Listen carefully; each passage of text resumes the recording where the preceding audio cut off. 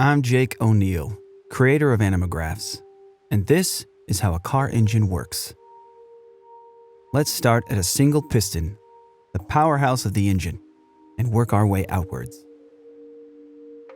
The four-stroke cycle. When a piston travels to the end of its range, whether up or down, that's a stroke. Car engines use a four-stroke cycle, and it goes like this. First, intake. The piston descends, sucking an air-fuel mixture into the cylinder through the intake port, with both intake valves open.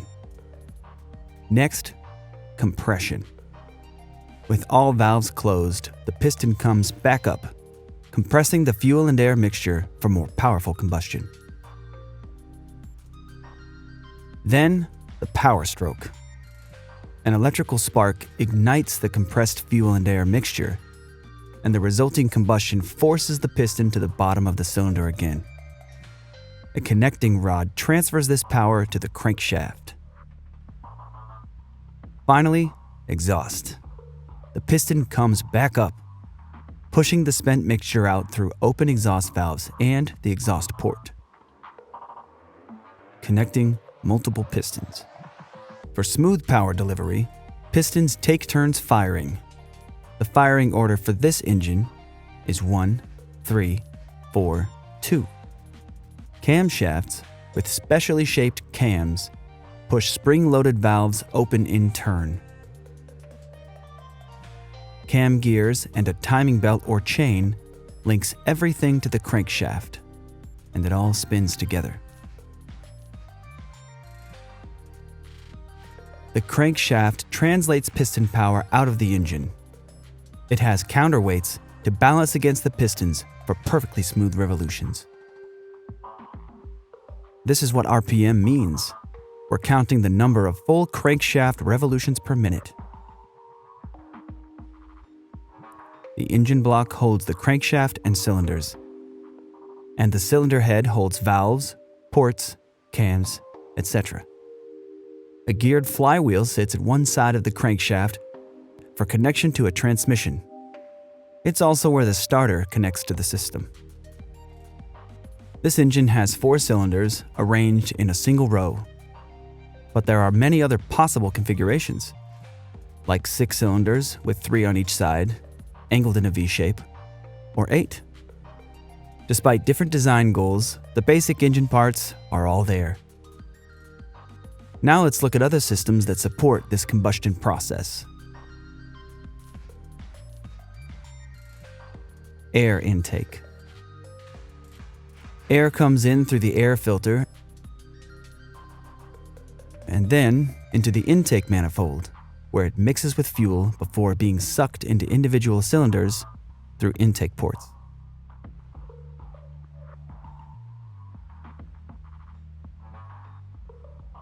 Fuel. The fuel pump carries gas from the tank through a fuel filter to the engine, where fuel injectors emit a precisely timed spray of gas into the intake port.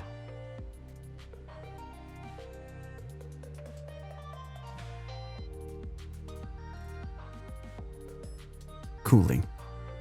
Engines get very hot during operation and require a cooling system.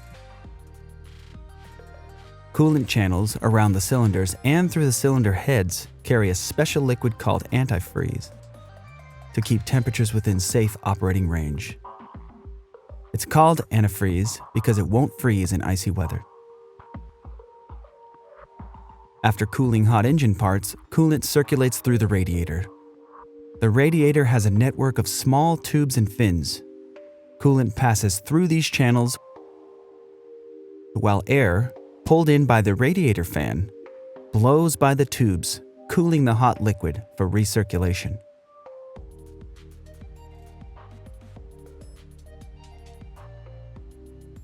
A water pump keeps the coolant system flowing and properly pressurized. The thermostat regulates coolant temperature by either routing coolant back through the engine or to the radiator for further cooling. Electrical. The spark plug delivers the electrical spark that ignites the fuel-air mixture for combustion. The metal core is insulated from the outer metal casing with porcelain. The spark jumps between these conductive surfaces.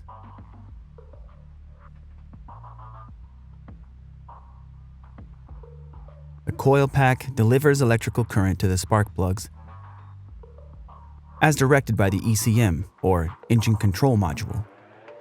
The ECM is a computer that directs many core engine functions like spark timing, valve open and close timing, air-to-fuel ratio, etc. The alternator works like a power generator, converting the engine's mechanical energy into electricity to charge the battery or run other electrical systems while the engine is running. The battery provides power to the starter for engine start. Oil. Motor oil is used to lubricate, clean, prevent corrosion, improve sealing, and cool the engine by carrying heat away from moving parts. Rings around the top of the piston head keep oil out of the combustion process, while otherwise allowing the cylinder to be lubricated.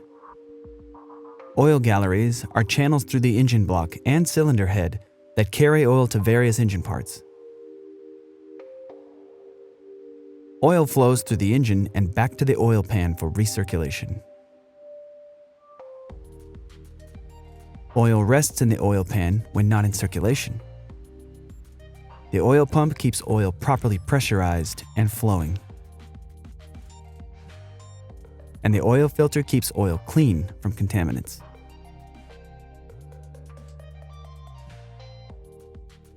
Exhaust.